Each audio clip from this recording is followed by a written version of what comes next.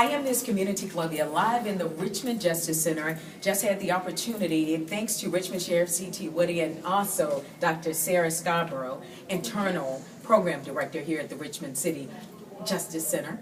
How are you? Good, how are you doing? We had the opportunity on behalf of Rolling for Freedom, including my team here, to get folks registered to vote if they had misdemeanor convictions or if they weren't going to be here and not released prior to the election day, which is coming up on November 4th, to fill out absentee ballot applications. So this has been the 6th year for our team Rolling for Freedom, and we're truly honored to be here. So now we're inside the Richmond City Justice Center. Yes, very exciting. We have education rooms, we have a chapel. So tell us a little bit about the jail. We are able to provide so many amazing opportunities for our residents for programming so that they could better their lives and hopefully not come back. So the old jail, it was smelly, it was loud, there was no lights, roaches, mice, everything else.